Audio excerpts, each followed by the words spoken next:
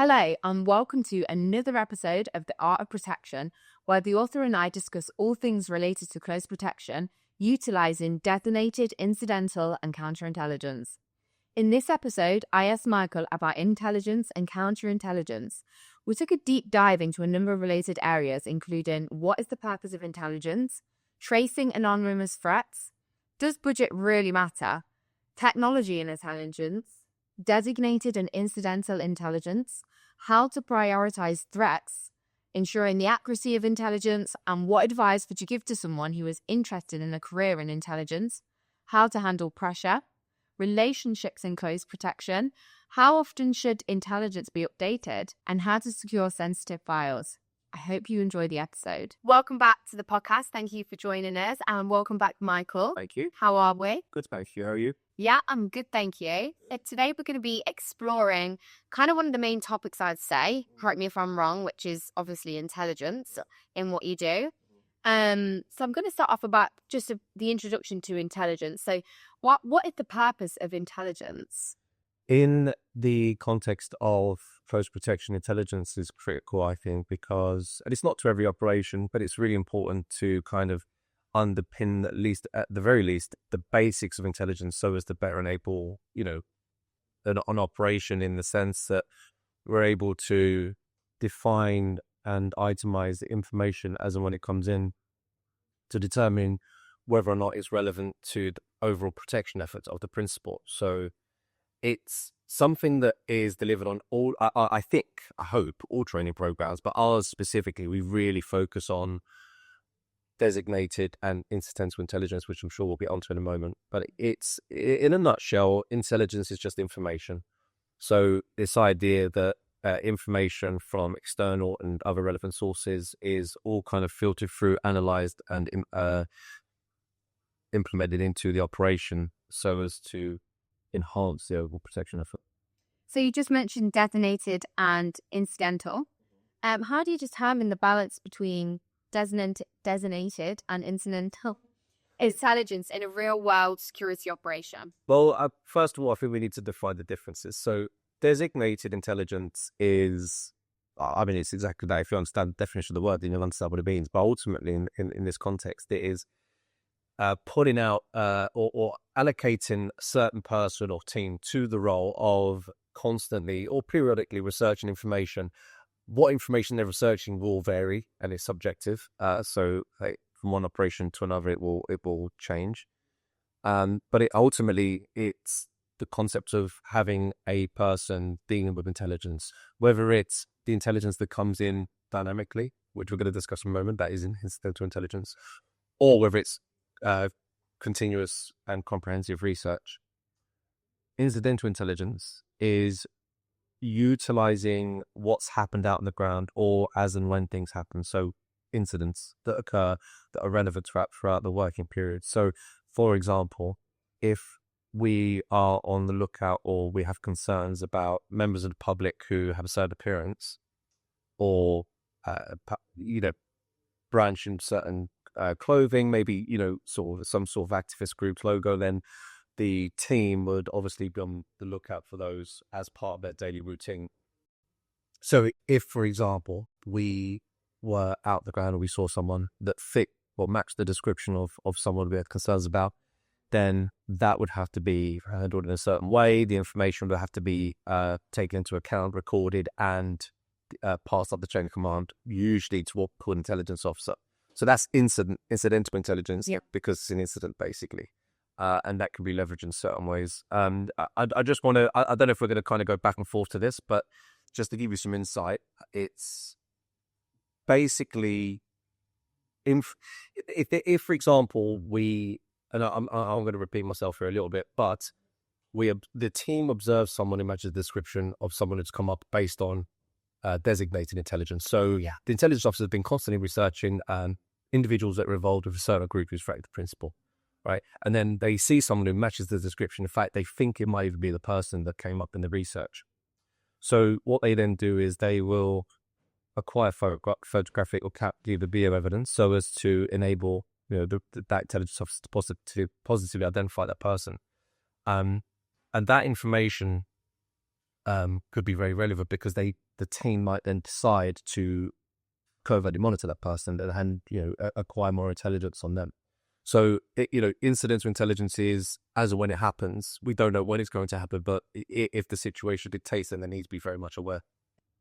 So what are the biggest threats or challenges that are faced when you are tracking threats from an anonymous or untraceable sources? Well, if they're untraceable, there's nothing you can do. But untraceable has a big sort of question mark above it, I think, or next to it, because, I think that the sort of view of untraceable is in the eye of the beholder. And, if you've got government level resources, I think with hackers and with people that are really sort of overly qualified in the realms of tech and sort of the world of cyber, as it were, then, you've got someone else who is equally or as near as possible to that kind of qualification. So there's always this, to change it, give a different dynamic, there's always this race between people that create spy software and those who make the cybersecurity tools or shields, proverbial shields, sorry.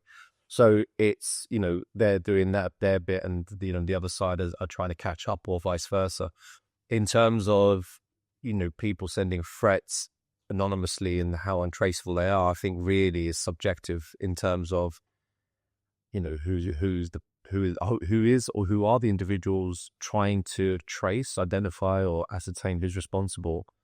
Like I say, if it's an organization that's relatively low level, not really techie in their endeavors, then any sort of reasonably qualified or capable investigation firm should, in theory, be able to find out if they are an intelligence company in the private sector. If they are slightly more involved, then I think most government authorities or agencies should be able to identify. It's a real concern where you have people in the private sector capable of doing such things and a government authority in the Western world even that not capable of identifying them. I don't know how often that happens, honestly, because we wouldn't know.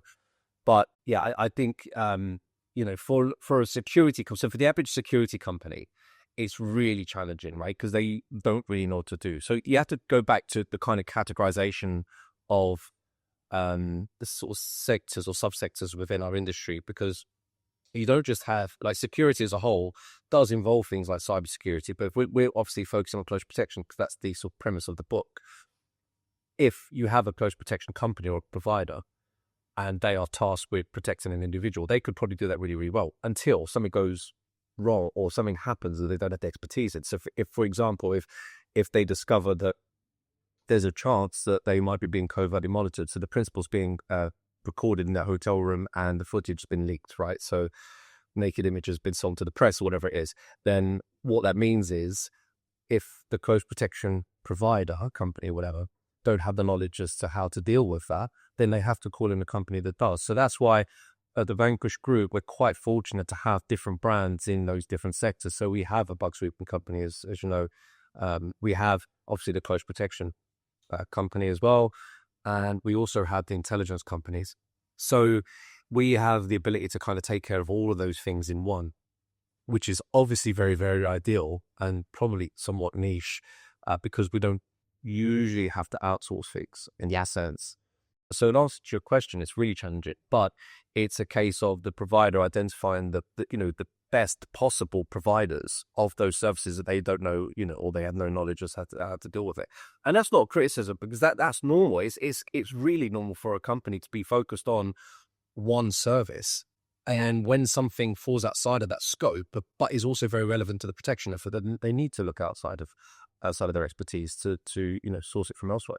And how would you say that, let's say someone's not got a massive budget, so budget limitation, how would you say that will affect the counter surveillance measures in protecting high profile individuals? Yeah, it does. It happens a lot. I mean, we get people come to us with serious situations, and then when we start putting all the costs together, yeah, like, oh, okay, that's more expensive. And is there, if it's a sort of lower level client, they'll say, well, I've got a cheaper quote, and that always happens. I've had a cheaper quote from different companies. Well, you may have had a cheaper quote, but if you're asking for close protection and intelligence to run live side by side and in a cohesive way, the reality is they're not. And there are a few companies that can facilitate that honestly, and genuinely, right? So it's, in those situations, it's a case of just saying to the client, if you think that's best, then of course, if money's your priority, then go with the other providers. But if protection and security of you, your family, your business, or whatever it is you're trying to, secure, then, look, you need to spend, unfortunately. So yeah, financial restraints happen all the time. Also, when you've got an intermediary, so if you think celebrity or whether it's a singer or an actor, so record label, studio, respectively, then they will have their kind of preferences and sort of guidelines as to how much should be spent. But when something goes horribly wrong, and I gave an example to you a few days ago, where we spoke about the director who was being followed, and I got involved with it. If the studio at that time decided that actually this is outside of our budget, then something could have gone horribly wrong. So it's the money making. It's the sort of decision makers that control the purse strings that could potentially have a really negative impact. Again, and it all comes down to the concept that security, just security. How serious is this threat? Do they really know what they're doing? Because there is a sort of, I think, stereotype or a stereotypical view that security are just security, and generally speaking, they're not very intelligent. So that's why we try to sort of brand ourselves a different way, I think, security, intelligence, education. But yeah, the answer to your question is it can have massively negative impact. And what tools and technologies do you recommend for enhancing the surveillance in a personal security? Well, the obvious one is AI. AI is not going anywhere. It's something that we sort of took on board very early on. I'll come back to AI, but research as open source intelligence is another thing. So it's referred to as OSINT, OSINT, and it's just a combination of the two words, open source intelligence. Sorry, 3 words, open source intelligence. And it's this endeavor of researching information that's freely available online, but also leveraging certain tools that kind of, enable the person or the individual doing the research to search more comprehensively and compile all different these, the results from these searches using different resources to gather the information and compile it in a comprehensive way, so as to utilize it in in an effective way to protect the principle. So open source intelligence, which I'll be honest with you, I think AI is going to make it very, very simple at some point. It probably already does on certain platforms. But open source intelligence it involves a multitude, like an endless amount of tools, really, because every other day there's a new resource online. But years ago, it just used to be things like Facebook and Google, and hopefully Google would open up sort of results into websites that contain data and have accidentally left data online where it shouldn't be displayed and things like that. So that happened. Those used to happen quite a lot. And I'm talking like a good few years ago now. But yeah, where there's resources and information available online using that kind of that methodology is great. But now, as times progress, it's there's you can look at graphics as to how open source intelligence could be properly effective, and it's include things like social media is just one element, but then you kind of branches off. So social media we broke down into 20 different categories: TikTok, Instagram, all of the meta kind of platforms that are available. So Instagram, Facebook, all the rest of it. And then you've got other things like generic. In UK, we've got like what do you call it?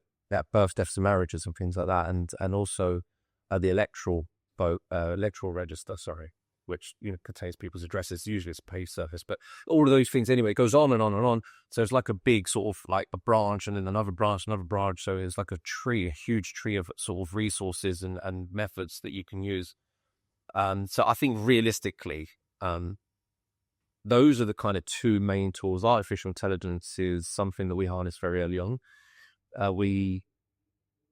We've created and then took full control of the world's first ever post protection business that was run completely by AI. Mm-hmm. When ChatGPT came out, I was delaying the first 10,000 signups. I was just like really, I was straight on it because I knew I needed to know what it was about. But don't forget, got the traditional methods as well, like covert surveillance operations, things like that, which are really, really important. You've got things like electronic surveillance as well, which is really important. We try to steer away from that, honestly, because The laws vary country by country, and honestly, you can probably find yourself in hot water. And we also would only ever use it if absolutely necessary and completely justified. But to be honest, even when we get to that point of it being justified, we would then still probably, as far as reasonably practicable, try to harness the help of local law enforcement. So I would say those are the main ones. And then moving on to basic intelligence gathering. Yeah. So what inspired you to explore the distinctions between designated and incidental intelligence?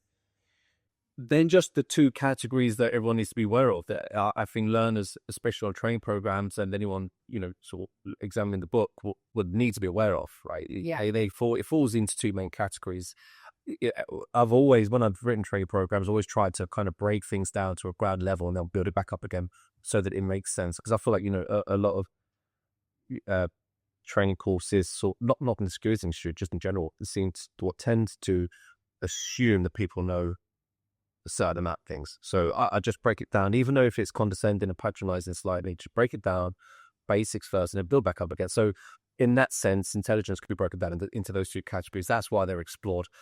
In terms of basic intelligence gathering methods, it's kind of things that I've mentioned, really. It's all of the, covert surveillance, electronic surveillance, and just to clarify what that means, electronic surveillance can include things like vehicle tracking, covert monitoring devices like listening devices, recording devices, all that kind of stuff. So those are methods in which you can leverage, if you will, to gather intelligence. You have to sort of check the legal boundaries of them. I'm not a fan of those things, I'll be honest with you. I mean, I would absolutely necessary, and even when they are trying, still seek alternative methods where you can. But that in addition to what's available online, so sort of things I've mentioned, really, to be honest. And how do intelligence teams prioritize threats when you've got multiple different messages coming through? Threats are prioritized using a threat assessment. And a threat assessment, so threat assessments can be done in a multitude of ways. The way in which we do it is slightly different, I think, than most, but we look at all threats to begin with, and then we prioritize them accordingly. But a threat assessment is like a totally different conversation. So there's step by step guide, the process really as to how it's done. And that's probably another conversation for another day. Okay. And what real life experiences, you mentioned a scenario in the book that involves principle, and what real life experiences or cases influenced this in basic intelligence gathering? The incidents, I think, I wrote that chapter a long time ago now, and I know that on the training, because I've delivered the training program so many times, but I think in the book, this is a different example, especially in the intelligence chapter. From what I recall, it references an abortion. Do you remember I think it references an abortion clinic or something, is it right? So the example it gives in the book is an abortion. There's documentary on TV, right? So there's doco that's aired on telly. And it's about an abortion clinic, and the sort of star of that doco is this doctor. So he carries out and executes abortions. He then receives, or she, we're going to just say, so he receives a threat from anti-abortionist groups. Now, I think the thing that the sort of turning point and the critical element here is that anti-abortionist groups can be really, really vicious. So I think there's an oversight really as to how aggressive and difficult these people can be. Yeah. So, and I'll come back to that in a moment. But ultimately, the example it gives, it goes on, the sort of fictitious scenario goes on to say that he receives a letter saying that we're going to blow your house up or set a light or whatever they say.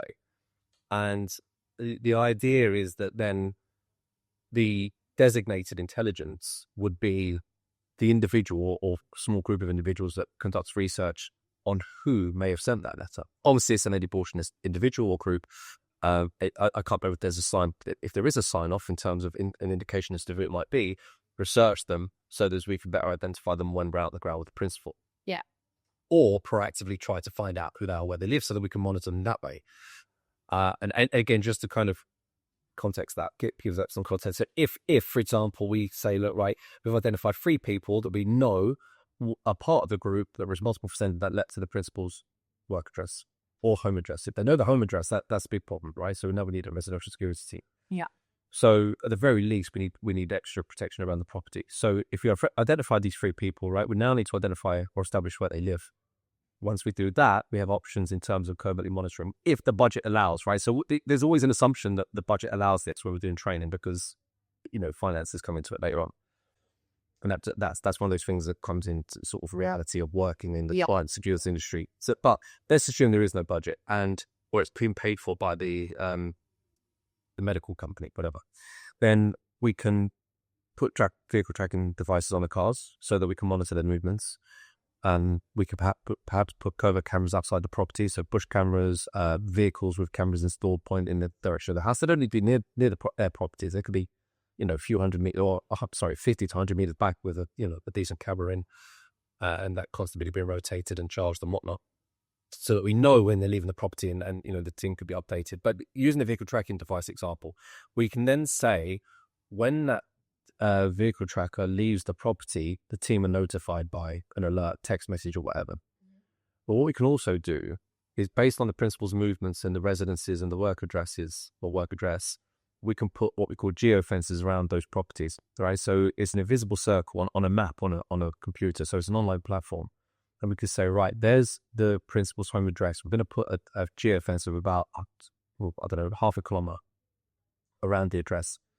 And if that person's vehicle that the vehicle tracking device is fit to enters that zone, then the team receive an alert. That is indicative that vehicle's approaching the principal's property. We now need to be on high alert. Yeah. Ideally, we'd remove the principal from that location into a safe haven or predesignated property.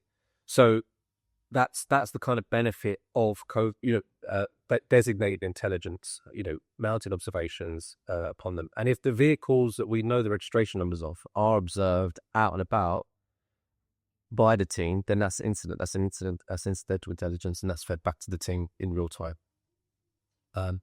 But I've sort of lost track of your question now. It's a bit waffling on. Sorry. It was, how did it relate? What real life experience give you? Oh, sorry. No, for that scenario. Sorry, yeah, we were talking about the abortion. Yeah, right. So, so I said I was going to come back to it. So it was the reality of groups like anti-abortionists, right? So regardless of everyone's views on abortions, that I'm not going to give political debate, but what I'm saying is, the extremists are extreme. They're fucking mental. Yeah. They've been known to firebomb people's houses. They've been known to kill people. There was one as recently as 2015. I think he was an abortion practitioner, and he was in church. From what I remember, he was performing as part of the church ceremony as an usher. And someone came into church and shot him. What? Yeah. That was in 2015. I think a year. In the UK? No, it's in America. But in the UK, they've been Why did they shoot him? Because he practiced abortions. Oh, really? He's an abortion. Yeah, he carried out abortions. No way. There's been a couple of mass shootings where 3 people died, and from what I remember, 9 people were injured.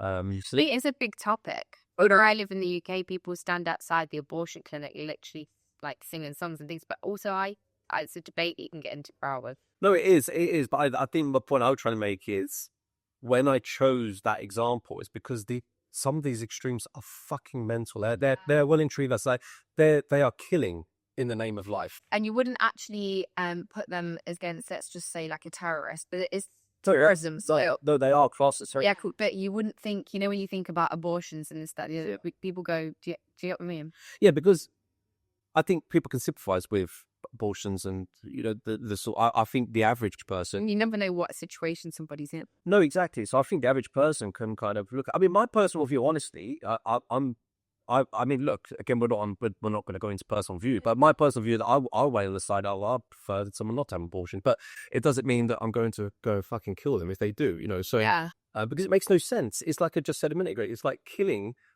in the name of life. It makes no sense.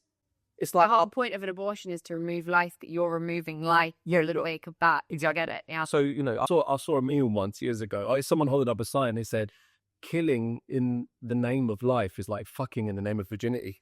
Yeah.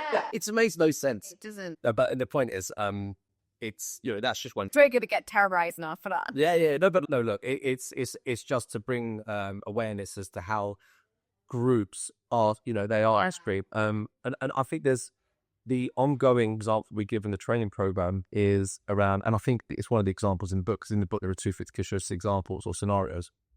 One is a professor for a chemical firm, and it's called Operation Glaxo. So Operation Glaxo is this professor, and it's relevant because it kind of gives context again to the practice and implementation of security countermeasures based on the outcomes of threat assessment and incidental and designated intelligence and all the rest of it. So in terms of the Glaxo operation, he's he works for a pharmaceutical firm, and he does testing on animals. Again, these groups have been known to shoot people. They've been known to set people on fire. They've been known to blow people's houses up. They've been known to blow workplaces up. They've been known to publish photographs of people's children and families online so that other activists can proactively target them.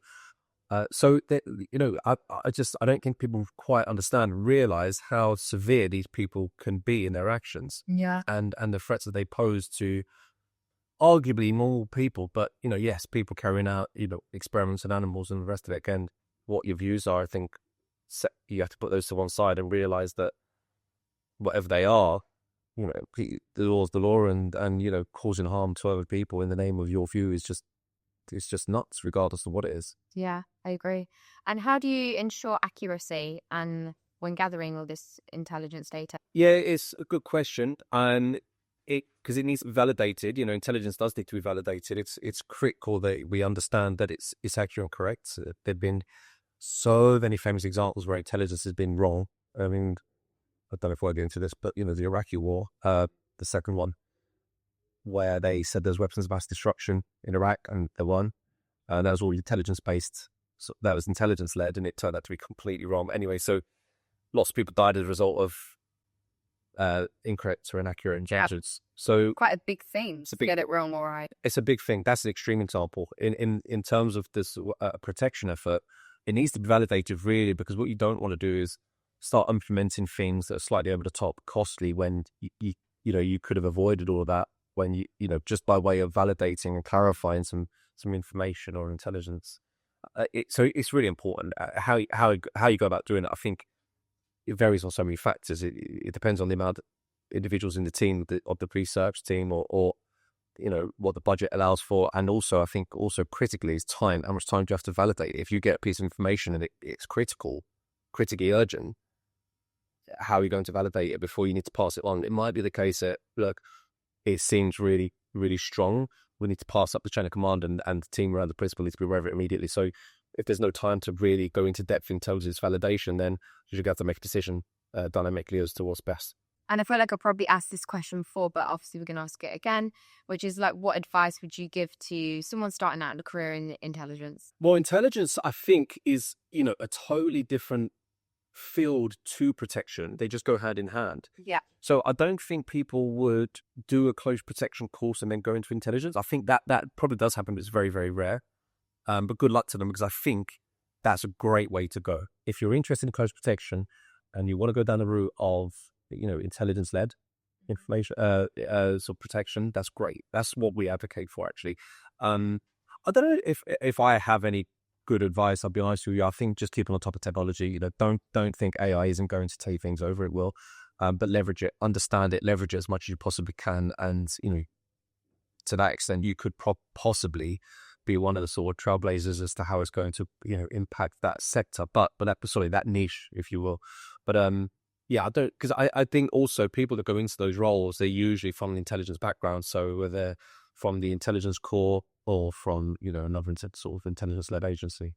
And there's different intelligence roles and responsibilities, right? Yeah. So how do you train officers on your course? I think you mentioned in the book, to handle the pressure of timely and accurate and delivering quickly in high-risk situations.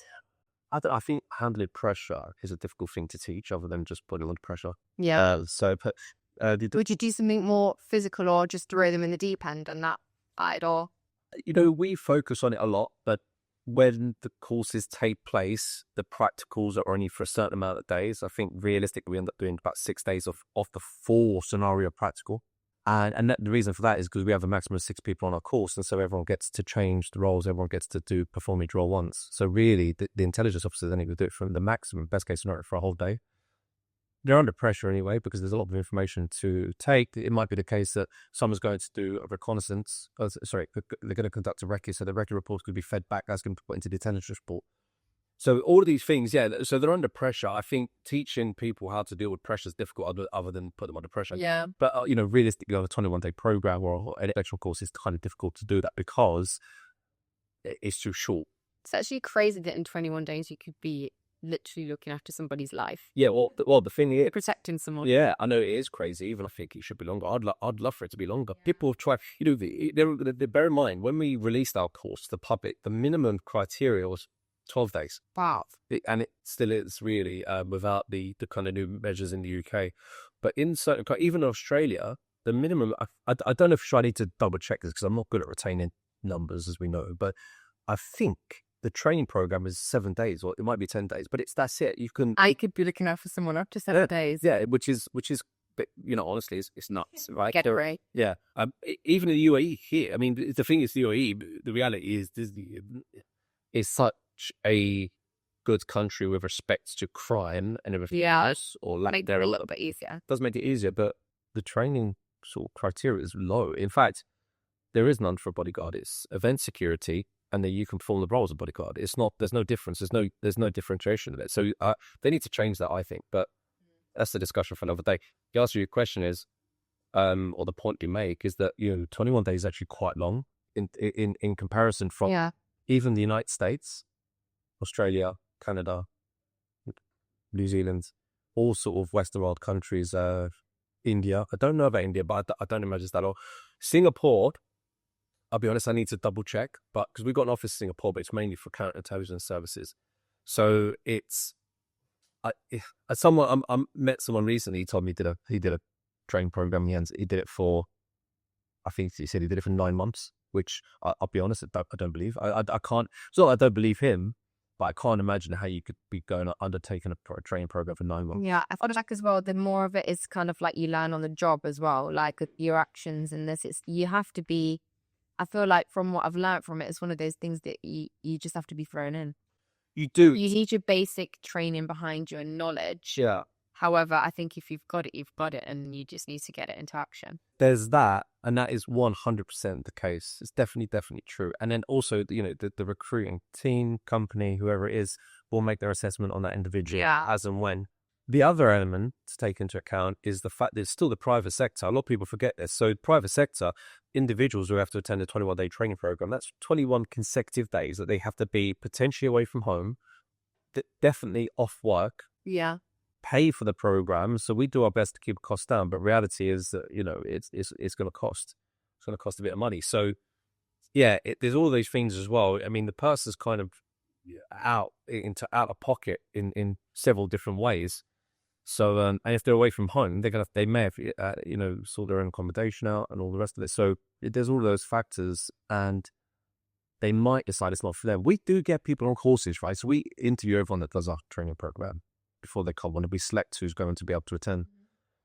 But we still get people that do it, and they do great for our course, and they just at the end decide it's not for them.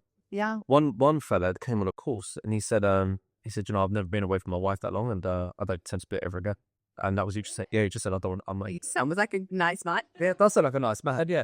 But he, unusual man, but and he just is like, I don't even think he applied for his license. But of course, the job probably can take you away from home. So I mean, it will take you away from. Without a doubt, it's going to take you away from home. There's no doubt in my mind. I mean, I'm retired from bodyguarding, but even in this industry, like I said to you yesterday, I did 36 flights last year. I spent something like 520 hours in the air or something. It was. That might be wrong. It's because I'm really bad at retaining numbers, but it was, I spent a lot away from home. So, even as not as a bodyguard, something in this industry, as a bodyguard, you could be on hold 24 hours. Oh, you're going to feel I mean, like, so for example, mate mine here, that they work for a very wealthy family that have moved from the UK to here because of all the tax stuff. And he's with them 12 hours a day minimum. He lives in the staff quarters in their house. And, he's single because the reality is you ain't got time for No. relationships or things like that. And if you are in a relationship, you have to have a very understanding partner. Always say, I feel like relationships are a distraction. If you've got to protect someone and your head's thinking about the argument that's just gone on. I know. Yeah. There is all of that as well. And I mean, if you're lucky enough to live close to where your principal is, that's different. But traveling every day and all the rest, all that kind of stuff. But it's, you need to be fully committed, I think, in order to make it work and to have a supportive partner, which is the thing. And what would you suggest that, what systems and tools would you recommend for organizing this and maintaining intelligence files? You've mentioned a lot about digital. I think we touched on this yesterday. But is there any other tools or systems? I don't think so. I mean, someone could argue the case, and it might be that when you start getting the guests onto this show, this podcast, that they might have other ideas. But no, I think it's just a case of collating it in a way that you can deliver it back to the operative. So if one of the search advanced pilot has gone to conduct a recce and they have the time to produce a recce report, and then that can go into the operational briefing for the relevant day of that operation when the principal's going to go visit that actual location, then that's one thing. But I mean, how it's delivered is going to be delivered digitally or verbally. It's going to be delivered in person, hopefully. If it has to be delivered digitally, that's slightly, and I'll cautiously suggest that's unlikely to happen. But I think in terms of storing it, unless you store it physically, it's going to be a lot for hand. Yeah, and he's actually going to pick the papers out and repick them up. Yeah, exactly, and filter through them. So for if, for example, we've been working on the same as part of the same team for 5 to 10 years, and they say, "Oh, I'm going to a restaurant, I've not been there a couple of years," and we know that we did a recce. I mean, are you literally going to go through files like this to search for it? No, you're not. Whereas you go on a cloud-based system, you type in the name restaurant or the code name for the restaurant, because it shouldn't be called the restaurant. It should be code named, but at least it's there, right? So, that's not going to happen. Digital is obviously the way I hard imagine it would work. And how often, so say if you've got a rapidly evolving threat, how often, so you've got a daily, obviously, report from the intelligence, but if you've got something that's rapidly evolving, how often does someone need to update that? Would it be hourly or would it stick to just daily? Because if you've got things that are changing, literally could be within minutes throughout the day. Yeah, no, you're right. I think it is subjective though still, because the nature of, and again, the validation question, which is spot on, I think, if there is a quickly evolving event, I think, there has to be an ongoing sort of risk assessment at the same time, because, so the threat's one thing, but the risk of it actually likely from happening, those things need to be taken into account. But it could be the case that the team need to know immediately. So there could be a WhatsApp group or something similar to notify the team, or just a direct one to the team leader who then sort of notifies the relevant parties, perhaps even the principals themselves, to say, look, this has come to our attention and you need to be aware of it. These are the actions on drills. And so whatever those actions on drills are, will need to be implemented. And I think really drilling it down, it's too subjective to answer generically, but trying to do exactly that, I would just say it depends. It's a lawyer's answer, but it's an answer that's accurate because there are too many impacting factors. If they need to, though, update the team immediately, it can be done now. We're lucky we have these digital channels such as WhatsApp. Or okay, and I know people are going to argue and say WhatsApp isn't very secure, and they say it's end-to-end encrypted, but it's not, and it's hackable. So yeah, all right, we know, but security is about mitigating risks. So when we're mitigating risks, we do try and look at the safest possible option in terms of communication, in terms of travel, transportation, all the rest of it. But we can't, there's only so much you can do. So all right, we might be using a Signal group rather than WhatsApp, or it might be a Telegram group, or it might be a phone call using encrypted telephones or whatever it is. But yes, we have digital communication. If it's the case that the vehicle the vehicle I mentioned earlier with the tracking device, if it's entered one of the zones where the principal's known to be at that time, then the team need to be implemented. So if you use that example, they would need to update them in real time. Yeah. So, the vehicle has not only entered the zone, but it's fast approaching the principal's location. We have, based on the time and distance method, we have, sort of 20 minutes or 10 minutes, could be worse. They could be going at high speed. So, but they need to know quick, notify the team and extract the principal accordingly, or whatever the sort of predetermined actions on drills are. And in your experience, how successful would you say that gathering this information makes security operations? Sorry. So how does proactive intelligence, so gathering this information, how does it make the overall success of, say, a project or something that's going on? Yeah, so it's a good question, and I think again it's subjective, but just to try and answer it in a sort of material way, in the and a a sort of relatable answer. On the training programs, they have the protection option without intelligence first, and then they see the benefit of it after. So we give a scenario where something happens, and during the debrief, the team wouldn't have known about this, right? There's no way for them to have known that this was going to happen because they don't have the intelligence operational going on. So then we discuss, look, what could we have done to avoid that? And obviously, if we'd have known about it in advance, how would you have known about it in advance? Research. Okay. What's another word for research? Intelligence or information gathering, reconnaissance, sort of intelligence based. So, yeah, I mean, I don't know if I have any tangible examples other than that on the training programs. Really, I'm sure there are. By the way, I'm sure I could, if I had the time to sit down and think of real life examples. I'm trying to do it now, but I can't. But yeah, I think intelligence led operations are the best operations. But the reality is, and this is the bitter pill to swallow for us, it comes down to numbers.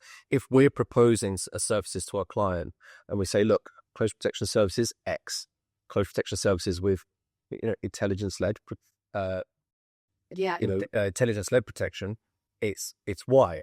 And they'll look at it and go, no, I'll just have X. Yeah. Y.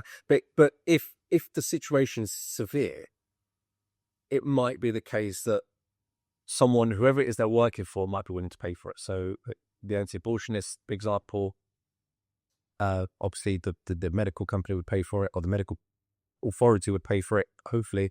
And using the example Operation Black, so then you would have liked to think that the client, the payer, is the chemical company. But yeah, it depends. And then the next chapter moving on to is building intelligence files. Yeah. Yeah. I say because the reality is building intelligence files is a nice theory, but it's remote practically. It's not really going to practice in about 90% of training cases and scenarios. And real life close protection operations very rarely have intelligence files or intelligence officers even. But we do have to discuss it on all training programs, and in the book it's really important because that it's intelligence led protection. That's what it's all about. So I'm going to ask, what protocols do you recommend for ensuring physical and digital I can't say it, digital security on the files? What was the first part? What protocols are recommended for ensuring security on these physical and digital security? Why can't I say that? No, fuck it. Digital security on the files. So I'm again. Used to say that they're not going to get access. No, that's true. So with regards to, we always go back to basics again, like on the training program. And the annoying thing is, different countries, different jurisdictions have different regulators, and different regulators have different ideas about how things are to be secured, right? But I'm going to use the UK example just because that's where I've taught the close protection course the most. And the Security Industry Authority have it in their minds at least. And they're not wrong, it's just basic. In terms of when you're writing a training program, you have to stick to the criteria set out by the authority, right? You have no choice because the authority set out the questions that are going to be asked by the awarding body. And so if you don't deliver this stuff on training program and the vocabulary is not present in the learner's head at the time of the examination, then they might not pass the exams. Yeah. So it's things. So to secure a room, one of the questions is, how would you practically secure any environment such as an office or room? So if we're using this example where we secure intelligence files, right? Tangible physical ones. Then it's things like CCTV, obviously basic locks. So if we were securing a room like this, it would be basic locks. We might even sweep the room first to make sure no one's covertly monitoring the room to see that they know what time we're leaving and entering. So that they then build a pattern of life, and therefore they know whether it's going to be empty and more vulnerable potentially. We need to make sure we might even go to the extent of putting tamper seals on the doors. We might even go to the extent of putting our own covert cameras in after the sweep, obviously, because that would make sense. to covertly monitor the room. You might put physical patrols outside, so actually having someone outside walking up and down and ensure no one comes in. Entry logs, all that kind of basic security stuff, to be honest. Yeah. With regards to the digital question, that's a slightly more in-depth answer because it starts to obviously enter the realm immediately of digital and cybersecurity. So to that end, basic protocols are things like regularly changing passwords, not communicating those passwords digitally or at least on the same platform. That would be really stupid. Things like limiting who has access. Things like only limited, obviously, who has the access to the passwords and knowledge of the actual files anyway. Minimizing sort of copies of it, basic protocols, again, like not having a memory stick with it on, because cloud-based should be secure. People would argue that actually, because it does get hacked and it's gone, they delete it, then you've got their backup. So there is a counter argument that needs to be heard about that. Yeah. It's like little films when you see people chasing after a reset. Yeah, exactly. Yeah.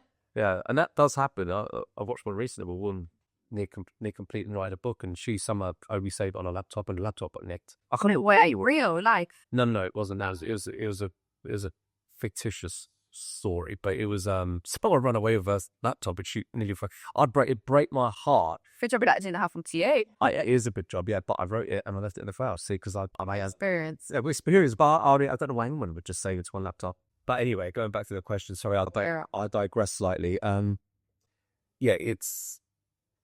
then practice cybersecurity. If it's really sensitive, then you need to implement proper cybersecurity. And cybersecurity companies will, I can't tell you what they do step by step. So obviously at this stage I don't really know, and it's not my area of expertise. But they will do things like searching for passwords that have been leaked or being sold on the dark web, to see if there's anything present there in terms of where we're securing our data. Things like that, and also perhaps what they call penetration testing as well, which is a really good practice of trying to gain access to something, but with a positive standpoint of trying to identify weak points. So, try and gain access to it digitally, trying to gain access to it physically if we have physical copies, to identify weak spots within the security effort. And digitally, it just means if we've been able to hack into the system, we need to document how it happened, how we did it, and what we can do to patch those errors or patch those proverbial sort of gaps in the security firewall, whatever it is. So that's as far as I can go in terms of security protocols for that, I think.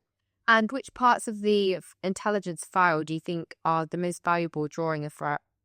I think it's the information on whoever's issued a threat, because the reality is you're not going to have a threat. I don't think you're going to have an intelligence effort if there's not a proactive threat. Yes. So you'd already have intelligence on this person. The information on the person or individuals or the group, because it could be a wider group, and some of these groups are really well organized and well structured.